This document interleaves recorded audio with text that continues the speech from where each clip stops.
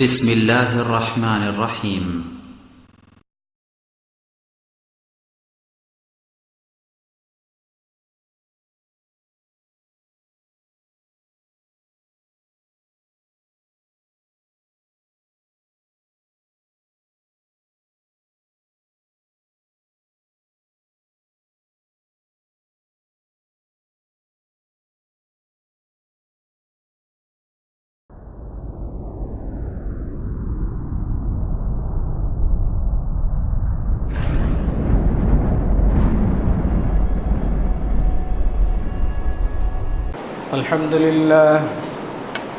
الحمد لله نحمده ونستعينه ونستغفره ونؤمن به ونتوكل عليه ونعوذ بالله من شرور أنفسنا ومن سيئات أعمالنا من يهده الله فلا مضل له ومن يضلله فلا هادي له أشهد أن لا إله إلا الله وحده لا شريك له وأشهد أن محمدًا عبده ورسوله أما بعد فإن خير الحديث كتاب الله وخير الهدي هدي محمد صلى الله عليه وسلم وشر الأمور محدثاتها وكل محدثة بدعة وكل بدعة ضلالة وكل ضلالة في النار أما بعد أعوذ بالله من الشيطان الرجيم إن الله لا يغفر أن يشرك به ويغفر ما دون ذلك لمن يشاء ومن يشرك بالله فقد ضل ضلالا بعيدا سئل النبي صلى الله عليه وسلم أي الذنب أكبر عند الله تعالى قال الشرك بالله إلى آخر الحديث আজকের জুমায় উপস্থিত সম্মানিত মুসল্লিয়ান ইকরাম, প্রশংসা মাত্রই আল্লাহ রাব্বুল আলামিনের জন্য, যিনি আমাদেরকে কোরআন এবং সহিহ সুন্নাহর আলোকে জীবন পরিচালনা করার সুযোগ দান করেছেন এবং সেই সাথেই কোরআন ও সহিহ সুন্নাহর অনুসারী হওয়ার সুযোগ দান করেছেন। সে মহান রব্বুল আলামিনের দরবারে সিজদায়ে শুকর সকলেই পড়ি আলহামদুলিল্লাহ। অতঃপর তার প্রিয় রাসূল শেষ নবী মুহাম্মদুর রাসূলুল্লাহ সাল্লাল্লাহু আলাইহি ওয়াসাল্লামের প্রতি বর্ষিত হোক দরুদ ও সালাম। সম্মানিত উপস্থিতি, খুতবাতে কালামুল্লাহ থেকে একটি আয়াত এবং তার সঙ্গে সংশ্লিষ্ট নবী সাল্লাল্লাহু আলাইহি ওয়াসাল্লামের সহিহ সুন্নাহ থেকে একটি হাদিস তেলাওয়াত করেছি।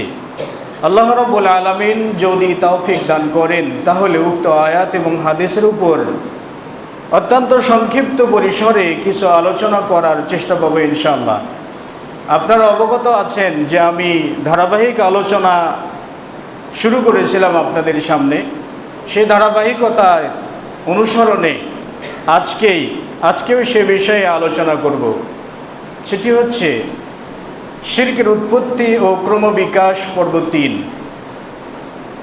ইতিপূর্বে আসমা ও সিফা অর্থাৎ আল্লাহ রাব্বুল আলামিনের নাম এবং গুণাবলীর ব্যাপারে যে শিরক আমাদের মাঝে আছে সে আলোচনাগুলো অতিবাহিত হয়ে গেছে। যেমন আল্লাহ রাব্বুল আলামিন সর্বত্র বিরাজমান, আল্লাহ রাব্বুল আলামিন নিরাকার, প্রত্যেকটা কলবে আল্লাহ রাব্বুল আলামিনের আরশ ইত্যাদি বিষয় নিয়ে আলোচনা হয়েছে। এরপর আলোচনা হয়েছে শিরক ফির রুবুবিয়াতের ক্ষেত্রে শিরক এ বিষয়ে আলোচনা হয়েছে। তো আজকে যে বিষয়টি আপনাদের সামনে উপস্থাপন করব সে বিষয়টি আশ-শিরক ফিল উলুহিয়া অর্থাৎ তাওহীদের ক্ষেত্রে যেমন তাওহীদুল উলুহিয়াটা গুরুত্বপূর্ণ, সকল আম্বিয়া ইকরামগণ তাওহীদ উলুহিয়ার উপরে দাওয়াত নিয়ে পৃথিবীতে এসেছেন। আল্লাহ রাব্বুল আলামিন তাওহীদ উলুহিয়াকে বাস্তবায়ন করার জন্য প্রতিটি নবী এবং রাসূলকে পৃথিবীতে পাঠিয়েছেন।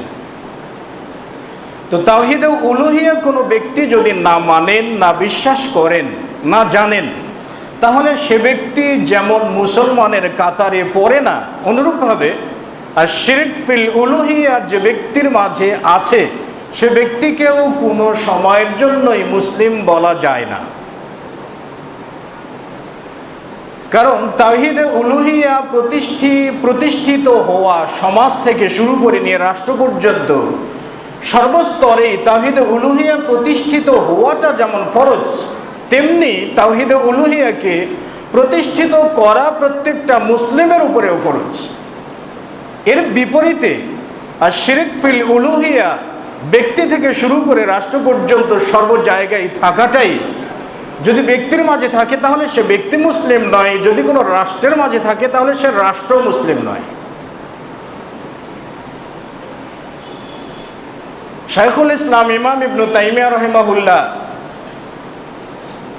তিনি বলেছিলেন যে আশ-শিরকু ফিল উলুহিয়া অর্থাৎ আশ-শিরকু ফিল উলুহিয়া আই আশ-শিরকু ফিল ইবাদা, যেমন তাওহীদ উলুহিয়াকে তাওহীদ ইবাদা বলা হয়, তেমনি শিরক ফিল উলুহিয়াকে শিরক ফিল ইবাদা বলা হয়।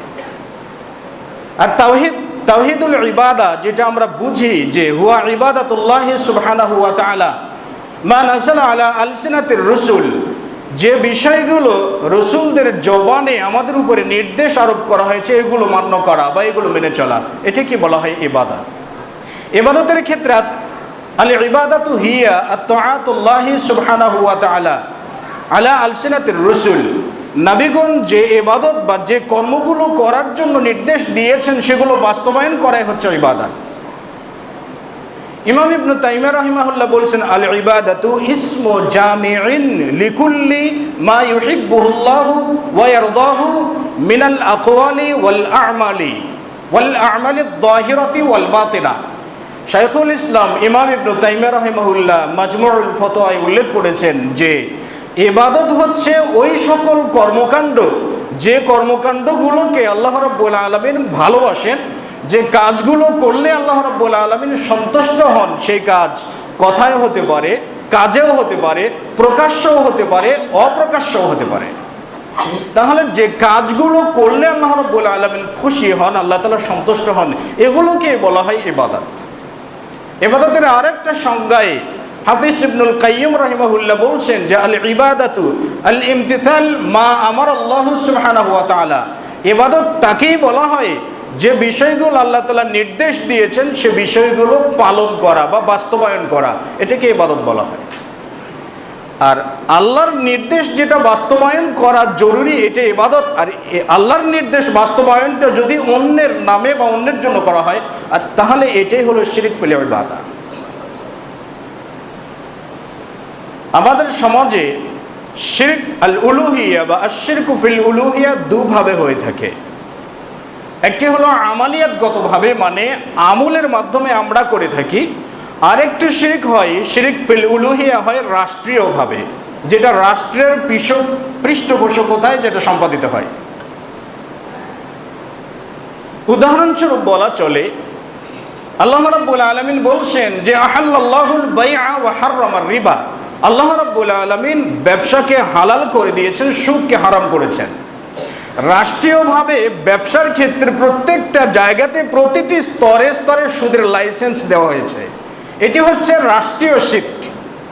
আল্লাহ রাব্বুল আলামিন বলছেন ওয়াসারিকু ওয়াসারিকাত ফাকতাউ আইদিয়াহুমা, চোর চুন্নি উভয়েরই হাত কেটে দাও, এটি হচ্ছে শরঈ বিধান, কোরআনুল কারীমের বিধান। বর্তমান সময়ে কোনো ব্যক্তি যদি বলেন চুরি করলে তার হাত কাটাটা বাস্তবসম্মত নয়, কিংবা আধুনিকতা বিরোধী, কিংবা রাষ্ট্রীয় বিরোধী, কিংবা সমাজ বিরোধী কেউ বলে থাকে, তাহলে সে ব্যক্তি এই ক্ষেত্রে শিরক করল আল্লাহ রাব্বুল আলামিনের বিধানের সাথে। কিন্তু আমাদের সমাজে চোরের হাত কাটার বিধানটা নেই, রাষ্ট্রীয়ভাবেও নেই, সমাজতান্ত্রিকভাবেও নেই। নবী সাল্লাল্লাহু আলাইহি ওয়াসাল্লাম এর কাছে একবার একটা বিচার নিয়ে আসা হলো সে বিচারের ব্যাপারে যায়েদ বিন হারেসা সুপারিশ করেছিলেন যে ইয়া রাসূলুল্লাহ, তার হাতটা যদি না কাটা হতো, মানে সুপারিশ করছিলেন, একটা অভিজাত্য সম্পন্ন মহিলা চুরি করেছিলেন। তো নবী সাল্লাল্লাহু আলাইহি ওয়াসাল্লাম বলছিলেন যে ওয়াল্লাহি, আল্লাহর কসম করে বলছি, আমার মেয়ে ফাতেমা বিনতু মুহাম্মদ, মানে মুহাম্মদ সাল্লাল্লাহু আলাইহি ওয়াসাল্লামের কন্যা ফাতেমাও যদি চুরি করতো তাহলে আমিও তার হাত কেটে দিতাম। আর আজকের সমাজে আমরা বলি যে এটা উপযুক্ত নয়। তো উপযুক্ত নয় যদি বলি, আল্লাহ বলছেন এটা উপযুক্ত, রসুল বলছেন এটা উপযুক্ত, রসুল সাল্লাল্লাহু আলাইহি ওয়াসাল্লাম বলছেন ফাতেমা চুরি করলে তারও হাত কাটা উপযুক্ত, আর আমরা যদি বলি যে চোরের হাত কাটা উপযুক্ত নয়, তাহলে আমরা তো পাক্কা মুশরিক। তো আমরা কি দাবি করতে পারবো যে আমরা মুসলিম? আযানিয়াতু যানি ফাজলিদু কুল্লা ওয়াহিদিন মিনহুমা মিয়াতা জালদা। জিনাকারী জিনাকারিনী যদি অবিবাহিত হয় তাহলে 100টি করে বেত্রাঘাত করো, যদি বিবাহিত হয় তাহলে মৃত্যুদণ্ড কার্যকর করো। কিন্তু আমরা কি সেটা করব? করব না। বরং বাংলাদেশে প্রায় 2008 সালের হিসাব অনুযায়ী বাংলাদেশে 60 লক্ষ মহিলা পতিতাবৃত্তির লাইসেন্স পেয়েছিলেন। আজকে তো সেটা লাখের উপরে। তো 1 লাখ মেয়ে যদি লাইসেন্স নিয়ে মনে করেন যে বাংলাদেশের মতো ছোট্ট ভূখণ্ডে ব্যবসা শুরু করে, তাহলে মনে করেন একটু হিসাব করে দেখুন, ভার্সিটির জিনা, এরপর সমকামিতা, সবগুলো মিলিয়ে দেখুন কতগুলো জিনা বা কতগুলো ধর্ষণের ঘটনা আমাদের বাংলাদেশে ঘটে। সোনার বাংলাদেশ বললেও তো আর শোনা হবে না। শিরক দিয়ে আমরা সর্বস্তরে আমাদের সর্বস্তরকে ভরে ফেলেছি, সব জায়গাতে আমাদের শিরক। দেখুন না, আরো অনেকগুলো বিষয়গুলো রয়ে গেছে।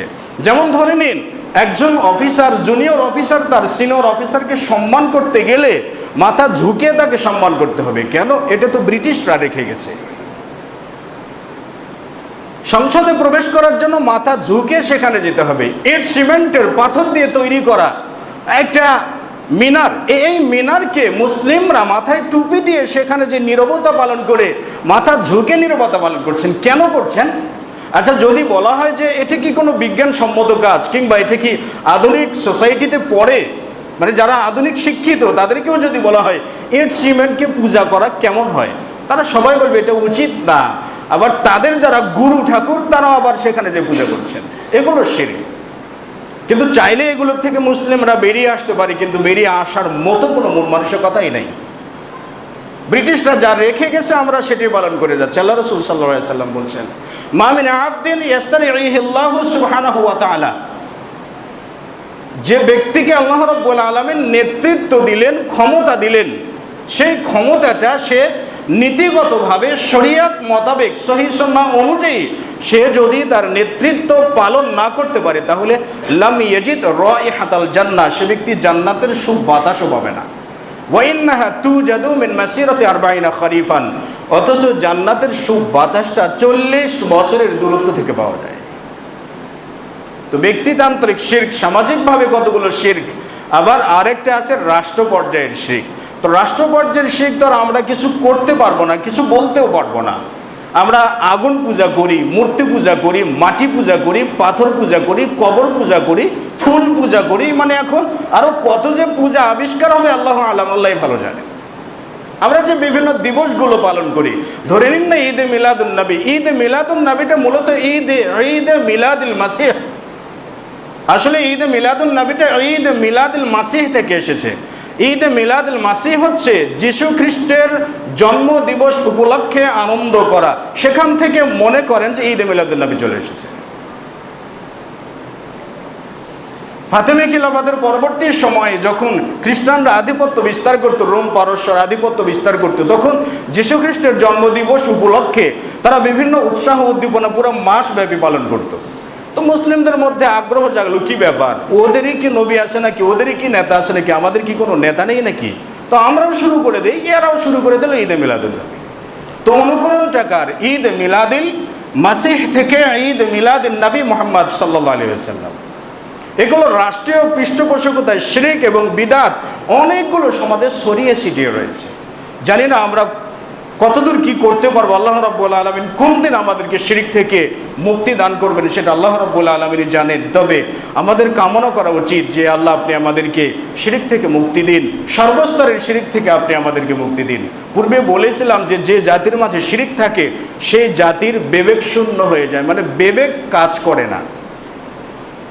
মদ সেবন করলে যেরকম মাথা কাজ করে না, মাকে বউ, বউকে মা বলে ফেলে, অনুরূপভাবে যে জাতির মাঝে শিরক থাকে সেই জাতির সুস্থ মস্তিষ্ক থাকে না, মস্তিষ্কটাই রোগগ্রস্ত হয়ে যায়। এর জন্য তাদের কাছে ভালোটাই খারাপ মনে হয়, খারাপটাই ভালো মনে হয়, সরা চিনতেও ভুল করে। তো যাই হোক, যেটা বলছিলাম রাষ্ট্রীয় শিরক, এই রাষ্ট্রীয় শিরক অনেকগুলো রয়েছে যেগুলো রাষ্ট্রীয়ভাবেই যেগুলোকে বাধ্যতামূলক করে দেওয়া হয়েছে জাতির উপরে, যেটা জাতি করতে বাধ্য। আরেকটি হচ্ছে সমাজতান্ত্রিক তথা ব্যক্তির আমালিয়াতের মাধ্যমে যে শিরকগুলো হয়ে থাকে। ব্যক্তির আমলের মাধ্যমে যে শিরকগুলো হয়ে থাকে, শিরক ফিল উলুহিয়া, এটি মোটামুটি 5 প্রকারে বিভক্ত। প্রথমত হচ্ছে আশরিক ফিল ইবাদা, আশরিক দুআ আও আশরিক ফিদ দুআ, মানে দোয়ার ক্ষেত্রে শিরক করা। দোয়া তো একটা ইবাদত।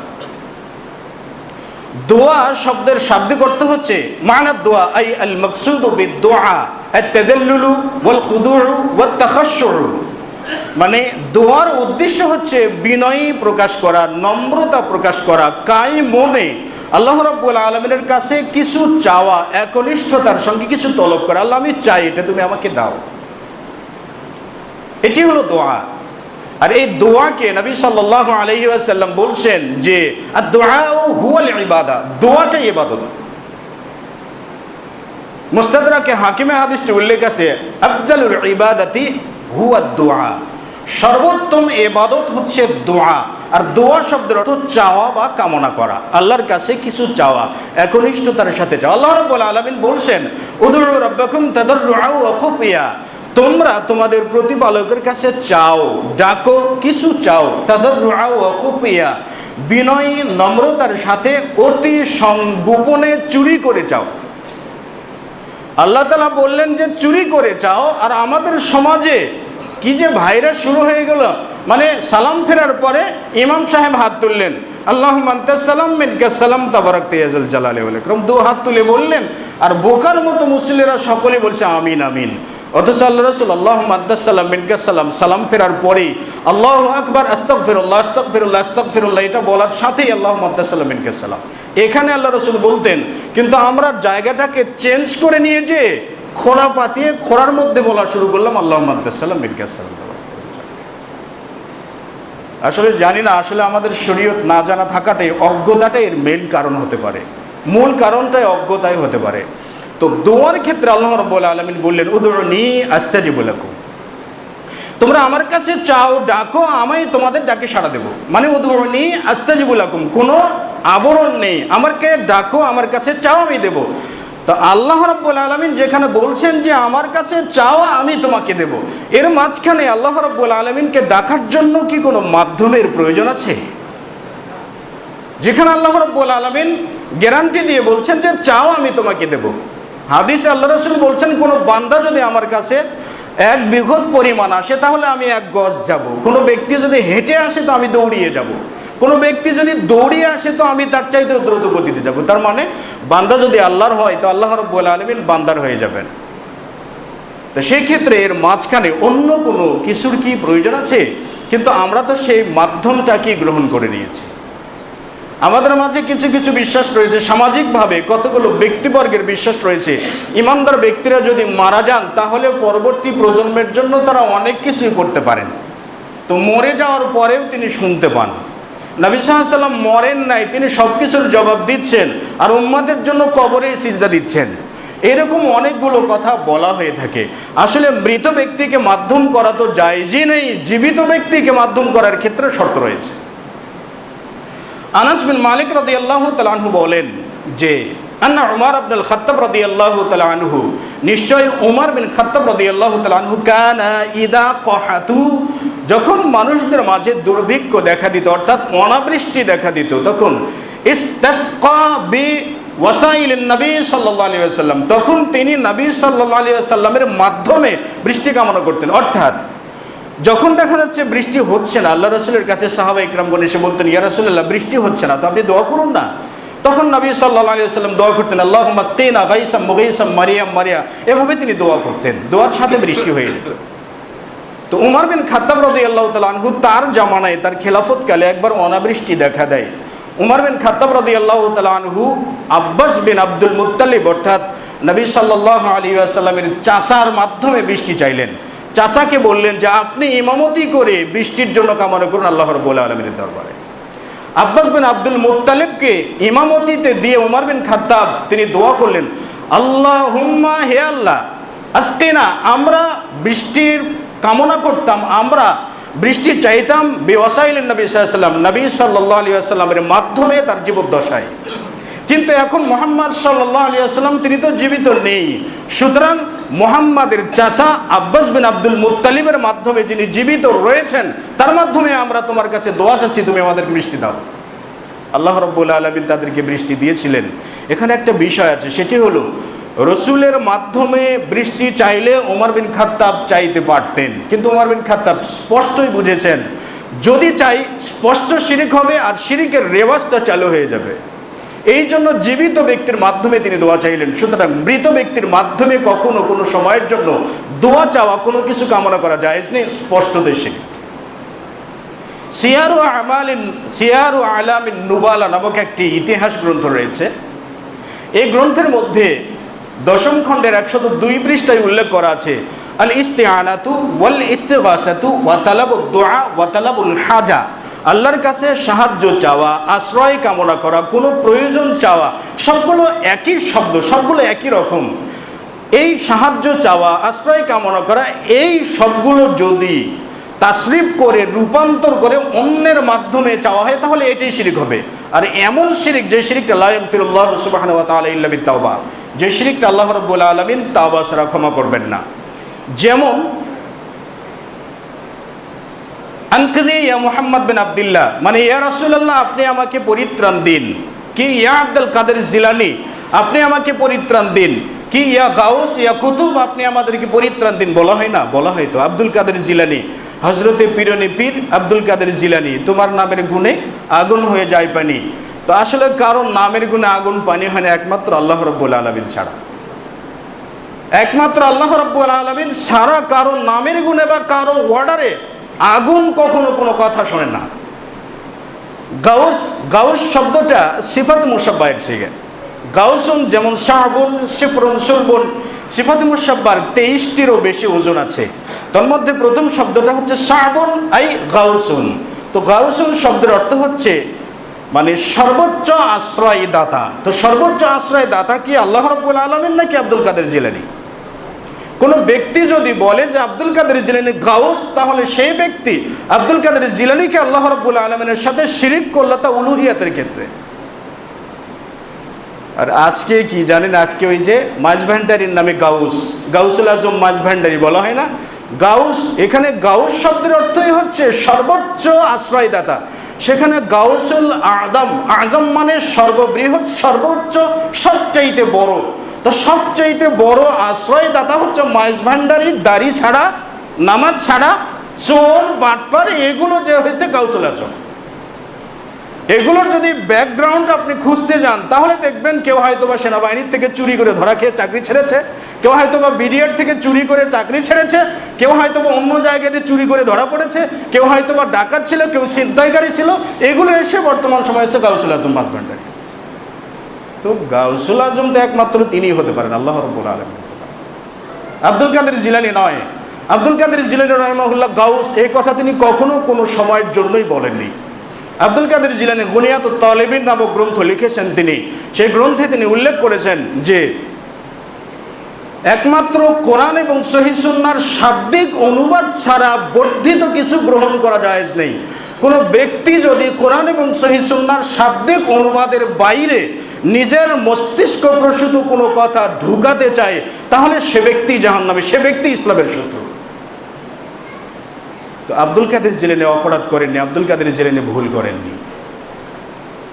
আবু বকর সিদ্দিক রাদিয়াল্লাহু তাআলা আনহু একবার আল্লাহ রাসূলের দরবারে যে একটু আরজ করলেন। শাইখুল ইসলাম ইমাম ইবনে তাইমিয়া এই বর্ণনাটি মাজমুউল ফাতাওয়ায় উল্লেখ করেছেন। আবু বকর সিদ্দিক রাদিয়াল্লাহু তাআলা আনহু ভাবলেন, মানে মুসলিমদেরকে মুনাফিকেরা বিভিন্ন সময় অত্যাচার করত, বিভিন্ন সময় কুমন্ত্রণা রটাতো, বিভিন্ন কথা বলে তাদেরকে উত্ত্যক্ত করত। আবু বকর সিদ্দিক তার সাথীদেরকে নিয়ে নবী সাল্লাল্লাহু আলাইহি ওয়াসাল্লামকে যে বলছেন, ইয়া রাসূলুল্লাহ আনকিযনি, হে আল্লাহর রাসূল আপনি আমাদেরকে পরিত্রাণ দিন, আস্তাগীসু লি, মানে আমাদেরকে আপনি আশ্রয় প্রদান করুন। নবী সাল্লাল্লাহু আলাইহি ওয়াসাল্লাম বললেন, ওয়াল্লাহি লা ইস্তাগাসু বিহি, আল্লাহর কসম করে বলছে আমার সাথে কোনো ইস্তেগাস নেই, মানে আমি গাউস নই। আল্লাহর রসুলের সঙ্গে গাউস শব্দটা মানায় না, মানে আমি আশ্রয় দেওয়ার ক্ষমতা রাখি না, বরং ইস্তাগীসুল্লাহু সুবহানাহু ওয়া তাআলা, সব সময়ের জন্য আল্লাহ রাব্বুল আলামিন আশ্রয় দেবেন। আল্লাহ রাব্বুল আলামিন তিনি হচ্ছেন গাউস, তিনি হচ্ছেন গাউসুল আজম। এ ব্যতিরেকে পৃথিবীর বুকে আর কোনো গাউসুল আজম নেই। শুধু পৃথিবী নয়, আসমান জমিন কেন, আপনি মঙ্গল গ্রহ সব গ্রহ ঘুরে ফিরে এসেও গাউসুল আজম একজনই, তিনি হচ্ছেন মহান রব্বুল আলামিন। কিন্তু আজকে প্রস্তাব করে পানি ব্যবহার করে সেখানে সে আবার নাকি গাউসুল আজম হয়েছে। আর এরাই সবচাইতে বেশি শিরকের আখড়া এই মুসলিম সমাজের মাঝে সবচাইতে বেশি এরাই প্রচার করিয়ে বেড়ায়। আসলে এগুলো থেকে আমাদের মুক্তি পেতে হবে, অবশ্যই এগুলো থেকে আমাদের সজাগ হতে হবে। এই জন্য চাই পড়াশোনা, কোরআন এবং সহিহ সুন্নাহ জানতে হবে। তো যেটা বলছিলাম, আমলগতভাবে শিরক ফি দোয়া, দোয়ার ক্ষেত্রে শিরিক, যে দোয়ার ক্ষেত্রে শিরিক করলে একজন মুসলমানের মুসলমানিত্ব থাকে না। দ্বিতীয়ত হচ্ছে আশিরকু ফিল ইরাদাতি ওয়ান নিয়া, ইরাদা তথা ওই ইচ্ছাগত বা নিয়তগত শিরক। নিয়তগত শিরক হচ্ছে ইরাদাই খারাপ, মানে হচ্ছে কি, কোনো ব্যক্তি যদি সালাত আদা করে তো ধন সম্পদ পাওয়ার আশায় করে, কোনো ব্যক্তি যদি হজ করে তাহলে ধন সম্পদ পাওয়ার আশায় করে।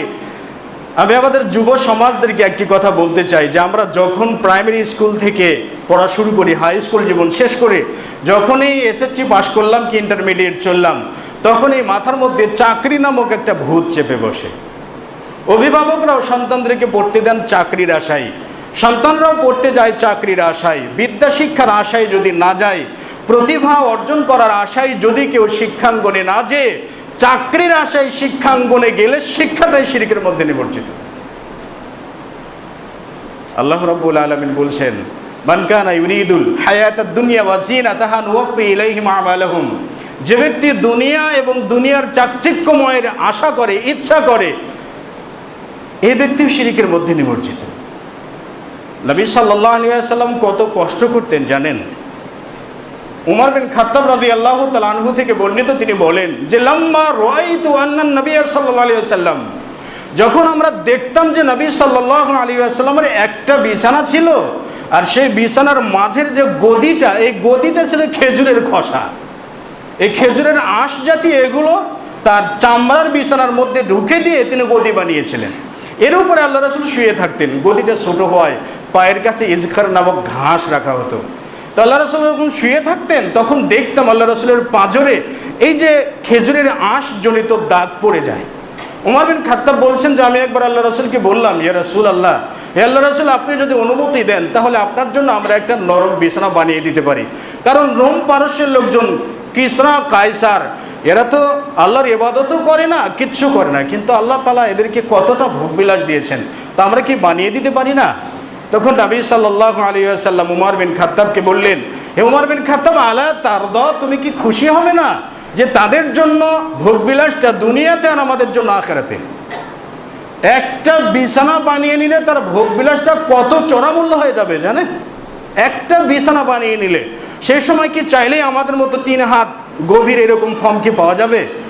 যেত না। হয়তো সামান্য কিছু নরম তোষক দিয়ে দেওয়া হতো, আর হয়তো সেটাই মসৃণ করে দিয়ে দেওয়া হতো। এটাই আল্লাহ রাসূল নিতে অস্বীকার করলেন। মানে দুনিয়ার চাওয়া পাওয়া আল্লাহ রাসূলের কাছে কিছুই নয়।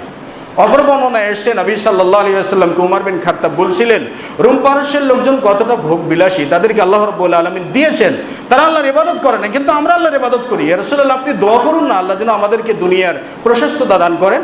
তখন নবী সাল্লাল্লাহু আলাইহি ওয়াসাল্লাম বললেন, আরে তুমিই কি উমর বিন খাত্তাব নাকি? মানে আমার কাছে দুনিয়ার কামনা করছো, তুমি কি উমর বিন খাত্তাব না অন্য কেউ? উমর বিন খাত্তাব কি এই চাওয়া চাইতে পারে? উমর বিন খাত্তাব আল্লাহ রাসূলের দরবারে বললেন, ইয়া রাসূলুল্লাহ, ইস্তাগফিরলি, আপনি আমার জন্য ক্ষমা প্রার্থনা করুন, আমি ক্ষমা চাই, ভুল করে ফেলেছি। আল্লাহ রাসূলের কাছে দুনিয়া চাওয়াটা কতটা অপরাধের ছিল। আর আজকে বাচ্চার জন্ম দেওয়ার পর থেকে অনুভূতি তাকে জাগানো হয়, তোমাকে বিসিএস করতে হবে, ডক্টরি করতে হবে, বড় চাকরিজীবী হতে হবে। সমস্যাটা ওই জায়গাতে। সরকার বাংলাদেশে একজন কেন, সরকার যদি 100 জন সরকার বসে বেকারত্ব দূর করার চেষ্টা করেন, বাংলাদেশ থেকে কখনো বেকারত্ব দূর হবে না যতক্ষণ না মানসিক বেকারগ্রস্ততা দূর না হবে। চীনে সকলেই শিক্ষিত, কিন্তু কেউ চাকরি করে না, নিজের কর্মজীবনে নিজে কর্ম করে খায়। উন্নত বিশ্বের লোকজন এরকমই করে। তারপরে উন্নত বিশ্বের লোকজন দেখবেন অফিস করতে যেতে হবে 3 কিলোমিটার কি 4 কিলোমিটার, নাস্তা কাঁধে করে নিয়ে বের হবে, হাঁটা শুরু করে দিয়েছে, অফিসে যাবেন হেঁটে হেঁটে। শিক্ষিত মানুষ আমাদের চাইতে অনেক শিক্ষিত, দেখবেন হেঁটে হেঁটে অফিসে যাবে। আর আমাদের ছেলেপেলে মনে করেন যে এসএসসি কিংবা ইন্টার পাস করে গার্মেন্টসে চাকরি নিয়েছে, 10 গজের জন্য এই রিক্সা থামো, তো রিক্সার উপরে উঠে আবার 10 টাকা দিয়ে দেবে, তো 10 গজ জায়গার জন্য 10টি টাকা দেবে। আরে ভাই, এটি কি বলুন তো, মানে আসলে কি মানসিক বেকারগ্রস্ততা নয়?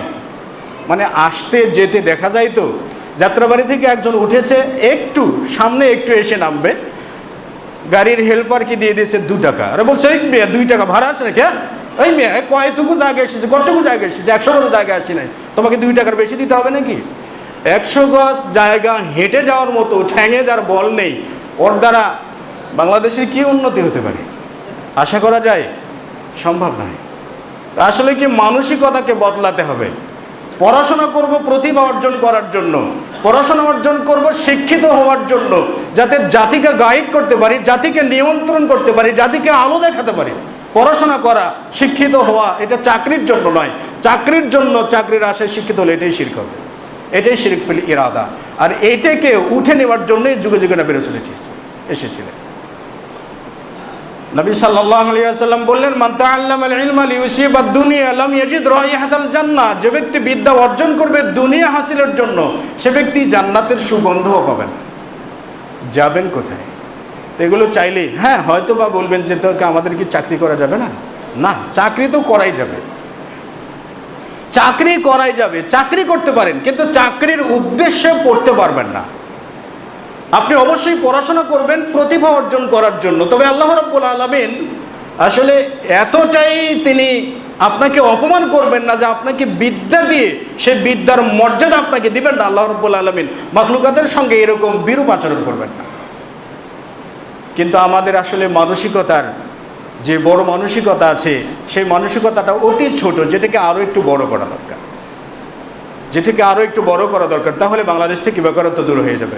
তার শিরক ফিল ইরাদা, ইচ্ছাগত তথা নিয়াতগত যে কাজই করুন না কেন।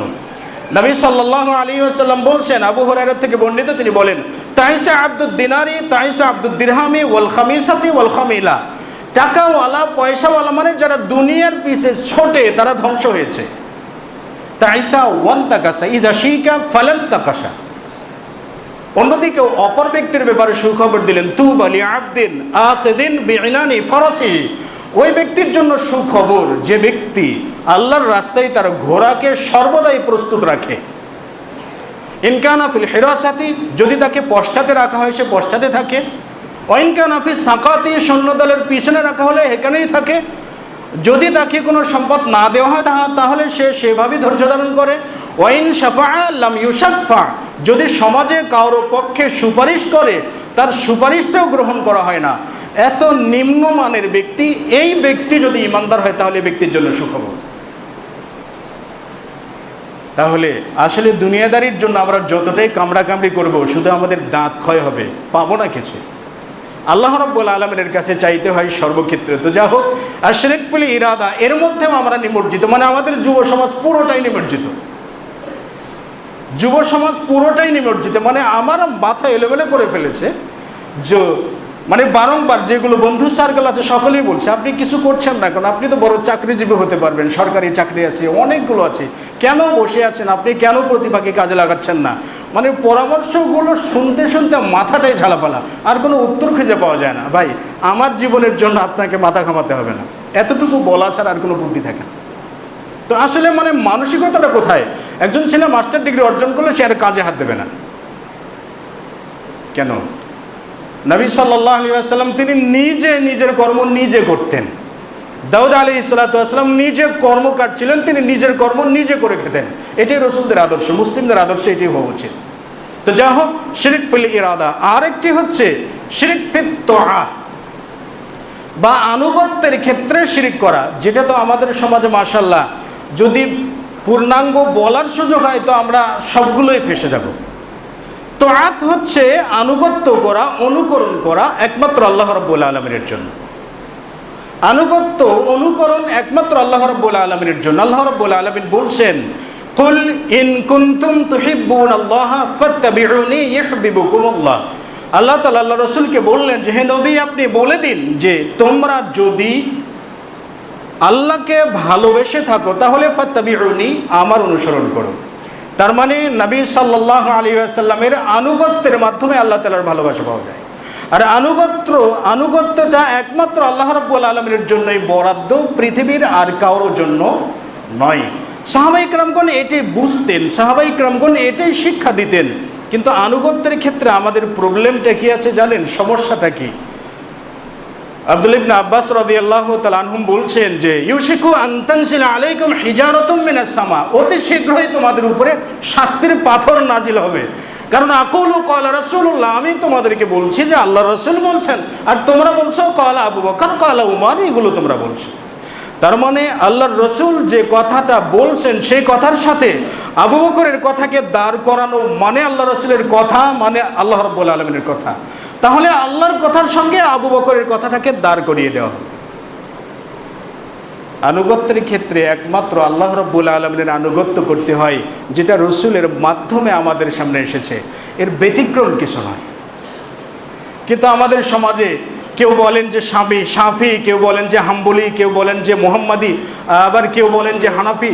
আসলে আমরা যে কথাই বলি না কেন, কোরআন এবং সহিহ সুন্নাহর এগেইনস্টে, কোরআন এবং সহিহ সুন্নাহর বিপরীতে যে কোনো ইমামের মতবাদকে যদি দাঁড় করানোর চেষ্টা করি তাহলে আমি নিজেই শিরিক করেছি আনুগত্যের ক্ষেত্রে।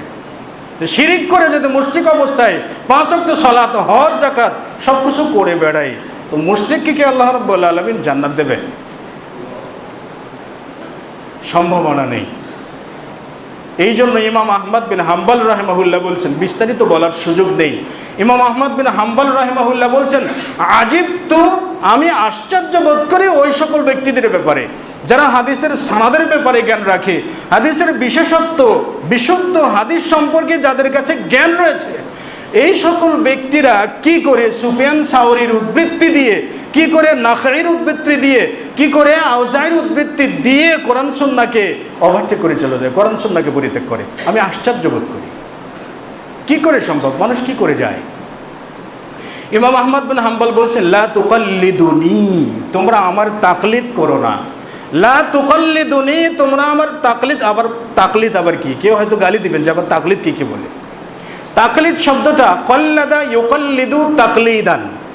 কল্লাদ শব্দের অর্থ হচ্ছে অন্যের গলায় মালা পরিধান করে দেওয়া। যেমন যে পশুটাকে কুরবানি করার জন্য বরাদ্দ করা হয়, ওই পশুর গলায় একটি মালা ঝুলিয়ে দিতে হয়, এটাই কুরবানির জন্য বরাদ্দ। যেমন বিবাহের ক্ষেত্রে একজন স্ত্রী যখন কবুল বলে স্বামীকে গ্রহণ করে, তার মানে তার যাবতীয় ক্ষমতার অধিকার তার স্বামীর গলায় ঝুলিয়ে দিল। এই জন্য স্বামী যা বলবে স্ত্রী তা মানতে বাধ্য থাকবে, এটাকে বলা হয় তাকলিদ। শরীয়তের ক্ষেত্রে কোনো ব্যক্তি যদি এমন কোনো একক ব্যক্তির গলায় আনুগত্যের মালা পরিধান করিয়ে দেয় যে আমার জীবনে আপনি যা বলবেন আমি তাই মানব, এর ব্যতিক্রম কিছু করব না, তাহলে সে ব্যক্তি নিজেও মুশরিক, যার আনুগত্য করলো সেও এই পর্যায়ে যাবে। হয়তো বলবেন তাহলে কি আলেমদের সোহবত নেওয়া যায় না? হ্যাঁ, আলেমদের সঙ্গে চললে আল্লাহ রাসূল সাল্লাল্লাহু আলাইহি ওয়াসাল্লাম বলছেন যে আলেমদের সাথে থাকো, আলেমদের সাথে থাকলে আল্লাহ মর্যাদা বাড়িয়ে দেবেন বলেছেন। কিন্তু এক আলেম নয়, একাধিক আলেম, একজন নয়। সমস্যাটা কোন জায়গাতে? আমরা পূজা করি একজনকে মানে উনি যা বলছেন এর ব্যতিক্রম কিছু নয়, এটাকে বলা হয় তাকলিদ। আর আপনি আলেমের সুহবত বলতে যখন আপনি অনেক আলেমগুলোর কাছ থেকে আপনি পরামর্শ নেবেন, বুঝেন না, অনেকগুলো আলেম আছে যার কাছে ইচ্ছা তার কাছ থেকে বুঝ নেবেন, এটা তাকলিদ নয়। তাকলিদ মানে আনুগত্যের জন্য একজন ব্যক্তিকে নির্দিষ্ট করে নেওয়া, এর ব্যতিক্রম মানে এর আর কারোর কাছে যাব না। ইমাম আহমদ বিন হাম্বল বললেন, লা তুকাল্লিদুনি, তোমরা আমার তাকলিদ করবে না, খবরদার। ওয়ালা তুকাল্লিদান্নাল আউজাঈ ওয়ান নাখঈ ওয়াস সুফিয়ান আস-সাওরী, এবং তোমরা আউজাঈরও তাকলিদ করবে না, সুফিয়ান সাওরীরও তাকলিদ করবে না, নাখঈরও তাকলিদ করবে না, বরং খুদু শরিয়াতাকুম, তোমরা তোমাদের দিনটাকে গ্রহণ করো, মিন হাইসু আখাদু সুফিয়ান সাউরি, ইমাম আবু হানিফা, ইমাম নাখঈ, এরপরে আপনার ইমাম বিন আহমদ বিন হাম্বল, ইমাম শাফি, এই সকল ব্যক্তিবর্গরা যেখান থেকে শরিয়ত গ্রহণ করেছে, যেখান থেকে দিন গ্রহণ করছে, তোমরাও সেখান থেকে দিন গ্রহণ করো। কি বললেন? মানে কোনো ইমামের কাছে যেতে বললেন না, ইমামরা যার কাছে গেছেন, যার কাছ থেকে শিখেছেন, তার কাছ থেকে ধর্মটাকে গ্রহণ করার জন্য বললেন। তার কাছ থেকে ধর্ম গ্রহণ না করে যদি অন্ধ অনুকরণ করে একজন ব্যক্তির উপরে, তাহলে এটাও শিরিক, শিরিক ফিত তোয়া, অর্থাৎ আনুগত্যের ক্ষেত্রে শিরিক, এটিরই অন্তর্ভুক্ত হয়ে যাবে। তো আমরা কি এগুলো থেকে বাঁচতে পারবো না? চাইলেই উঠে আসতে পারি, চাইলেই উঠে আসতে পারি, কিন্তু আসি না। মানে কি আছে, অন্তরে কিছুটা সংকীর্ণতা আছে। আমার এক ভাই বলছিলেন, কয়েকদিন আগে সাক্ষাৎ হয়েছিল, তিনি প্রথমেই কোরআন এবং সহিহ সুন্নাহর কিছু আলেমের আলোচনা শুনেছেন। তো শোনার পরে তাদের মসজিদের এক হুজুরের কাছে যে বলছেন যে আমি তো এরকম এরকম আলোচনা শুনলাম, আমার তো মাথায় এলোমেলো হয়ে গেছে, এরকম এই বইগুলো দেখিয়েছে যে এই বইগুলো পড়লাম তো আমার মাথায় তো এলোমেলো, হুজুর আমি কোনটা ঠিক কোনটা ব্যাঠিক বুঝতে পারতেছি না। হুজুরের মানে অজানা উত্তর, মানে যেটার উত্তর তার কাছে নেই, কিন্তু জ্ঞানীর পরিচয় দিতে যেয়ে তিনি বললেন এগুলো পড়লে ফিতনায় পড়ে যাবেন, এগুলো পড়া বাদ দাও, যা বলি তাই শোনো। মানে ওগুলো পড়লে আমার হুজুরগিরি থাকছে না, আমার পকেটটা ভরছে না, সমস্যাটা এই জায়গাতে, এই জন্য ওগুলো বাদ দাও, যা বলি তাই শোনো। কিন্তু উত্তরটা কী ছিল? যে আরও পড়ো, ভালো পড়াশোনা করছো ভালো, আরও পড়ো, আরও পড়াশোনা করে জ্ঞান অর্জন করো, জ্ঞান অর্জন করে যেটা সঠিক সেটা আমল করো। উত্তরটা সঠিক ছিল, কিন্তু যখন বলে এগুলোর দরকার নেই, সবগুলো বন্দি করে রাখো, আমি যা বলি তাই শোনো, মানে দাদাগিরির একটা জায়গাও লাগে। শরীয়তের ক্ষেত্রেও এই অবস্থা। তো হুজুরদের যদি এই অবস্থা হয়, তাহলে সেই হুজুরদেরকে যারা পীর বলে মানছেন বা বড় বড় হুজুর বলে মানছেন, তারা হক জানবেন কি করে? বলুন, হক কি জানার কোনো সম্ভাবনা আছে? তো এগুলো আমরা কি শিরক ফিত তোয়া, এগুলোর মধ্যে আমরা নিমজ্জিত রয়েছি। তো আমাদের এগুলোর থেকেও তো বেরিয়ে আসতে হবে। আনুগত্যের ক্ষেত্রে যেমন শিয়ারা আনুগত্য করে পীর, মানে আনুগত্য করে ইমামদের, তারা ইমামদেরকে উলুহিয়াতের মর্যাদা দিয়েছে, মানে ইমামদের মধ্যে আল্লাহ রাব্বুল আলামিন বিচরণ করেন। সেই হিসেবে তারা বলে থাকে পৃথিবীতে আলী এসেছেন মানে আল্লাহ এসেছেন, তো আলী মারা গেছেন মানে আল্লাহ মারা গেছেন। তো এখন তো আর পৃথিবীতে আল্লাহ নেই, তো কে চালাবে? এখন তাদের ইমাম আছে ইসনা আশারা, 12 জন ইমামের অধীনে 12টা আল্লাহ এসেছেন, একজন নয়। তো তাদের যদি 12টাই আল্লাহ থাকে, তো কোন আল্লাহর পূজা করবে? এই যে অদ্ভুত কিছু রীতিনীতি, অদ্ভুত কিছু নিয়ম কানুন, এগুলোই মনে করেন ওই যে ওই দিক থেকে, মানে আপনার ওই যে রোম পারস্য, মানে শিয়াদের যে আখড়া, ওই আখড়াগুলোর জায়গা থেকে ইন্ডিয়ার মাধ্যমে, মানে আজমির শরীফের সোহবতে, আজমির শরীফের প্রভাবে আরও কিছু পরিবর্তন হয়েছে, মানে আরও কিছু যোগ হয়েছে, যোগ হয়ে দেওবন্দের মধ্য দিয়ে বাংলাদেশে ঢুকছে। তো বাংলাদেশের মানুষ তো আবার পরিবর্তন করার উস্তাদ, আরও কিছু পরিবর্তন করে ফেলেছে, যার মধ্যে আমাদের মানে এমন একটা পর্যায়ে চলে গেছি, শিরক কোনটা তাওহীদ কোনটা আমরা বুঝি না, তাওহীদকে আমরা বুঝি না, শিরককে আমরা বুঝি না, সব একেবারে সবগুলো আমরা ভালো ভালো কাজ তো ভালো তো হলেই তো ভালো, ভালো তো কাজ, সলাৎ তো সলাৎ পড়লেই হলো, এখন রাত দিন 24 ঘন্টা 200 রাকাত সলাৎ পড়লেও চলে। এইরকম হলো অবস্থা। আমাদের এগুলোর থেকে বেরিয়ে আসতে হবে। যদি কোনো ব্যক্তি অন্ধ অনুকরণ করেন, কোনো ব্যক্তি যদি বলেন যে ইমাম শাফি যা বলছেন তার ব্যতিক্রম করব না, এর বেশিও করব না, কমও করব না, তাহলে সে ব্যক্তি নিশ্চিত, এই বিশ্বাসের উপরে যদি মারা যায়, তাহলে সে ব্যক্তি নিশ্চিত জাহান্নামী। কি কারণে জানেন? নবী সাল্লাল্লাহু আলাইহি ওয়াসাল্লামের কাছে এক ব্যক্তি এসে বলছেন, ইয়া রাসূলুল্লাহ দুল্লানি আলা আমালিন ইযা আমিলতুহু দাখালতুল জান্নাহ, কিছু আমল শিক্ষা দিন যে আমলগুলো করলে জান্নাতে যেতে পারবো। নবী সাল্লাল্লাহু আলাইহি ওয়াসাল্লাম বললেন, তা'বুদুল্লাহ ওয়া লা তুশরিকু বিহি শাই'আ, আল্লাহর ইবাদত করো, তার সাথে কাউকে শরীক করবে না, খবরদার। তারপরে সালাত কায়েম করো, যাকাত প্রদান করো, এই সবগুলো বলে দিলেন। লোকটি চলে যাচ্ছিলেন। ফালাম্মা ওয়াল্লা, যখন লোকটি ফিরে যাচ্ছিলেন, লোকটি এটাই বলতেছিলেন, ওয়াল্লাহি লা আযীদু আলা হাদা শাইআন, আল্লাহর রাসূল যা শিক্ষা দিলেন এর বেশিও করব না, এর কমও করব না, এটাই আমার মাপকাঠি। নবী সাল্লাল্লাহু আলাইহি ওয়াসাল্লাম সাহাবায়ে কেরামদেরকে বললেন, আরে মান সাররাহু আইয়ানজুর ইলা রাজুলিন মিন আহলিল জান্নাহ, তোমাদের যে ব্যক্তি কোনো জান্নাতি ব্যক্তিকে দেখতে চাও, তো ওই যে লোকটার দিকে তাকিয়ে দেখো, লোকটা জান্নাতি। কেন বলছিলেন? আল্লাহর রাসূল যা শিক্ষা দিয়েছেন তার বেশিও করবেন না, তার কমও করবেন না। নবী সাল্লাল্লাহু আলাইহি ওয়াসাল্লাম শিখেছেন কোত্থেকে? সরাসরি আরশে আজিম থেকে শিখেছেন, সরাসরি আরশে আজিম থেকে। শিক্ষার বাহক ছিলেন জিবরিল আলাইহিস সালাতু ওয়াস সালাম, আর শিক্ষা গুরু ছিলেন স্বয়ং আল্লাহ রাব্বুল আলামিন।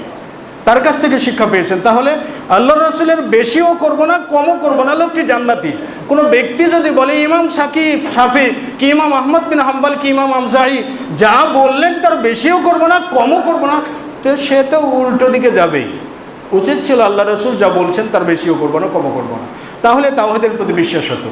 কিন্তু যখন বলছি ইমাম যা বলছেন তার বেশিও করব না, কমও করব না, এটা আবার শিরকের মধ্যে চলে গেল।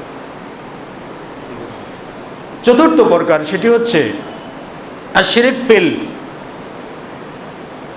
মুহাব্বাতি আও আশরিক ফিল হুব্বি, ভালোবাসার ক্ষেত্রে শিরিক করা। ভালোবাসাটা দুই প্রকার, আমি আবার সমাজে প্রচলিত ভালোবাসা বলছি না। ভালোবাসাটা দুই প্রকার, এক মুশতারাকাতুন আর খাস, মানে একটি ভালোবাসা হচ্ছে অংশীদারের ভিত্তিতে হয়। অংশীদারের ভিত্তিতে যে ভালোবাসাটা হয় সে ভালোবাসাটা আবার তিন প্রকার। একটা হুব্বুত তাবিআ, স্বভাবগত ভালোবাসা, যেমন বাবা সন্তানকে ভালোবাসে, মা ছেলে মেয়েকে ভালোবাসে, নানি নাতনি বা নাতিকে ভালোবাসে, এটি হচ্ছে হুব্বুত তাবিআ, স্বভাবগত ভালোবাসা। এই তবিয়াতগত ভালোবাসা প্রত্যেকটা ব্যক্তির মাঝে এমনিতেই থাকে। আরেকটা ভালোবাসা হয় সেটি হচ্ছে স্নেহ ধরনের, মানে মানুষ সাধারণত যে স্নেহ করে থাকে, যেমন শিক্ষক ছাত্র পড়াশোনার মাধ্যমে শিক্ষক ছাত্রকে ভালোবাসে, ব্যবসা করার মাধ্যমে একজন ব্যবসায়ী অপর ব্যবসায়ীকে ভালোবাসে, একজন ক্রেতা ভালো লেনদেন করে এর জন্য একজন ব্যবসায়ী তার ক্রেতাকে ভালোবাসে। আরেক প্রকারের ভালোবাসা সেটি হচ্ছে খাসাতুন, যেটা একেবারেই নির্দিষ্ট, অর্থাৎ যেটা একমাত্র আল্লাহ এবং তার রসুল ছাড়া অন্য কারোর জন্য বরাদ্দ করা জায়েজ নেই। এটি হচ্ছে মূল উদ্দেশ্য। আল্লাহ রাব্বুল আলামিন এই মর্মেই বলছেন, কুল ইন কুনতুম তুহিব্বুনাল্লাহা ফাত্তাবিউনি ইউহিব্বুকুমুল্লাহ।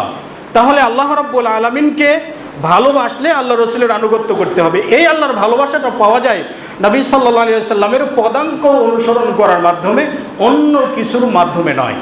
তো আল্লাহ এবং তার রসুলের জন্য যে ভালোবাসাটা বরাদ্দ করতে হয়, এই ভালোবাসাটা অন্য কারোর জন্য দেওয়াটা জায়েজ নেই। কিভাবে? আল্লাহ রাব্বুল আলামিন যা বলেছেন আপনি চোখ বন্ধ করে সেটা মেনে নেবেন, এটা তার ভালোবাসার বহিঃপ্রকাশ। নবী সাল্লাল্লাহু আলাইহি ওয়াসাল্লাম যা বলেছেন, যা করেছেন, তাকে আপনি চোখ বন্ধ করে আমল করে নেবেন, বাস্তবায়ন করে নেবেন, এটা আল্লাহ রসুলকে ভালোবাসার নমুনা। মানে আল্লাহ এবং তার রসুলকে সবচাইতে বেশি ভালোবাসলেন। আর নবী সাল্লাল্লাহু আলাইহি ওয়াসাল্লাম বলছেন, লা ইউমিনু আহাদুকুম হাত্তা আকুনা আহাব্বা ইলাইহি মিন ওয়ালিদিহি ওয়া ওয়ালাদিহি ওয়ান নাসি আজমাইন। ওই ব্যক্তি কখনো ঈমানদার হতে পারবে না যতক্ষণ না সে ব্যক্তি তার পরিবার পরিজন, সন্তান সন্ততি, মা বাবার চাইতে আমি রসুলকে সবচাইতে বেশি ভালো না বাসবে, ততক্ষণ পর্যন্ত সে ব্যক্তি ঈমানদার নাই। উমর বিন খাত্তাব রাদিয়াল্লাহু তাআলা আনহু আল্লাহ রসুলের কাছে যে বলছেন, ইয়া রাসূলুল্লাহ সাল্লাল্লাহু আলাইহি ওয়াসাল্লাম, লা আনতা আহাব্বু ইলাইয়া, আপনি আমার কাছে সবচাইতে বেশি প্রিয়,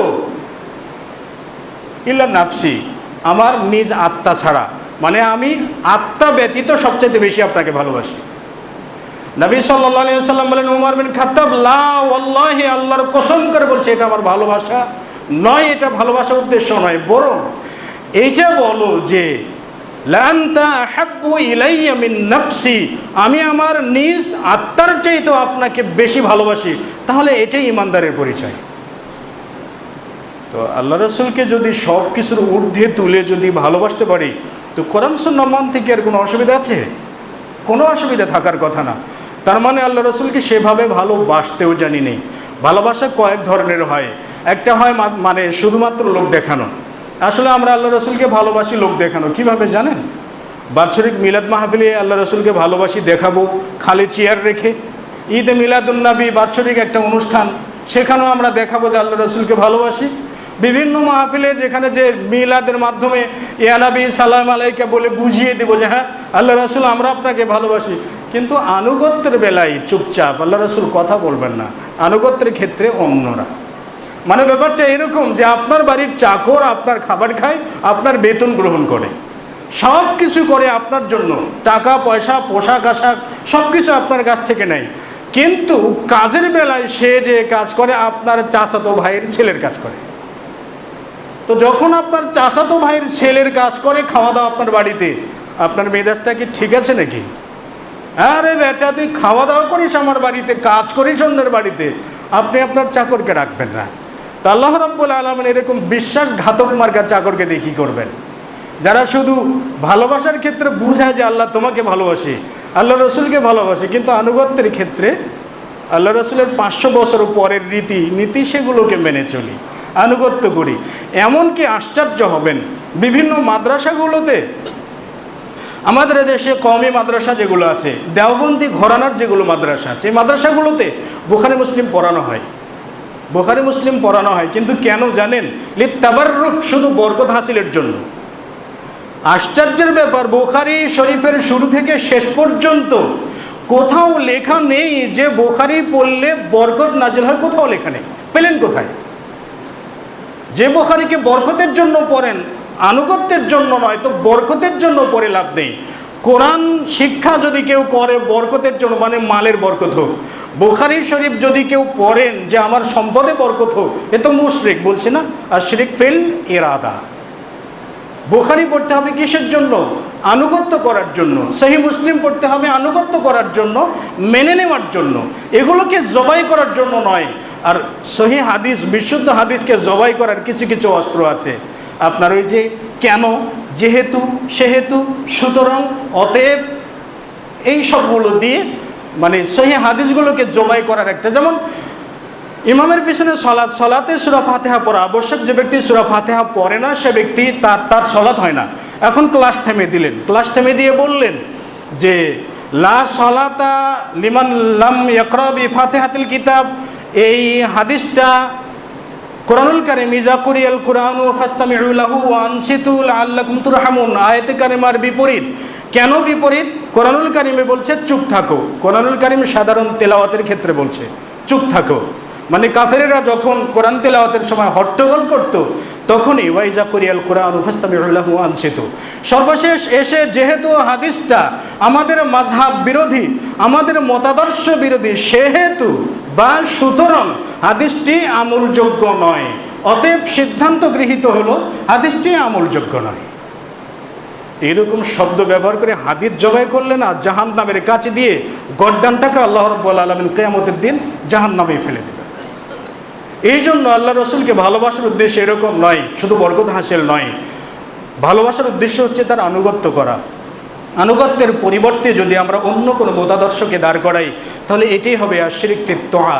আল্লাহ রাব্বুল আলামিন আমাদের সকল প্রকারের শিরিক থেকে পরিত্রাণ দান করুন, আল্লাহুম্মা আমিন। আল্লাহ রাব্বুল আলামিন আমাদেরকে শিরিক মুক্ত জীবন যাপন করার জন্য তৌফিক দান করুন, আল্লাহুম্মা আমিন।